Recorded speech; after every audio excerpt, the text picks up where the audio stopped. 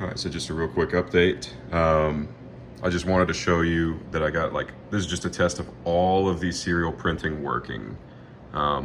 So from the Teensy, I've got all three sort of serial situations working. I've got these slow updates from Teensy UART, from the FPV code, pushing slow updates to Meshtastic. So that is just not to clog the mesh network. I have fast updates from the FPV code pushing down USB serial on a separate bit of serial code. So the fast updates are running to just the serial port. Only the slow updates are given to the serial 1 on TT, which is the UART hardware serial number 1. And in the meantime, while the TT is sending both types of updates down the separate serial ports, I'll go ahead and send a message through. It scrolled by there, you didn't see it, but you can see it went through the mesh, and the Teensy copied the message down the mesh. So I sent it from my phone, which my phone again is connected to that node. That node sent it here and then sent it to the Teensy. The Teensy copied it back to my phone. Again, all the while, the background did not get interrupted of the fast updates. We can also send a test message. So this would be an example of War Dragon wanting to send a message out through serial. So it just sent the message. It received it. The Teensy received it through USB, passed it along onto the mesh. So we're getting all three situations. The first is the Teensy sending its own FPV update messages, the fast updates to War Dragon /PC, the slow updates. If it was hearing an FPV, it would give the slow 10-second updates to that mesh, as well as go into lock mode here. But then it's also simultaneously acting as a pass-through.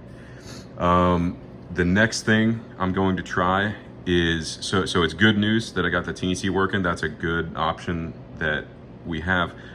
Before I send you the Teensy version, I'm going to try this ESP32 board. It's almost the same form factor. The one thing I like better about it, a couple things, it's got USB-C. It's also half the price of the Teensy, and it consumes less power, a little bit less power. So the Teensy is a bit overkill. It's like 600 megahertz. That's absolutely overkill for what we need here. I mean, if it's running on a 16 megahertz, Arduino Nano, the Teensy is just absolutely overkill. I'm gonna try the ESP32. It's about $10 instead of $25. Not that big of a cost difference. I just figured I'd try it. But you also get Wi-Fi and Bluetooth connectability. So you could actually interface with the FPV node,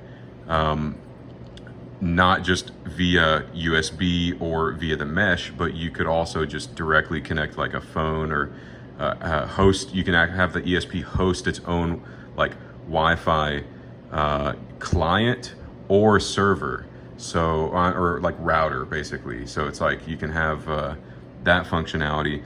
If for some reason this doesn't work, it's good that we've got a Teensy that'll work. I'm just about to decide which of these boards to use because, like I said, the Arduino just having limited serial capability. The good thing about these two is that I can eliminate this logic level converter because the Arduino is only 5-volt logic level. These two have 3.3 logic level, can directly communicate with the Meshtastic just using no level shifting. So that's very handy. This thing, I was worried that I would need a level shifter for this radio if I moved to a 3.3 device, but as you can see, my SPI, my 3-wire SPI, is perfectly controlling it. Even though this thing is technically 5 volts, the 3.3 volt SPI logic level from the TT, and assuming from the ESP32 as well, this thing is able to read a 3.3 as a high logic level. So the threshold must be lower than 3.3. It must be like 2 or something. So that's good news. Don't need another logic converter. So basically the final version of my FPV node, I'm going to throw out the Arduino. I'm either going to use the ESP32 or the TT, because you'll only need 3 parts. You'll need the radio, the microcontroller, either of these, and the Meshtastic. And that'll pretty much be it, other than the little wiring and PCB and connector and all that. So that'll do it for that update.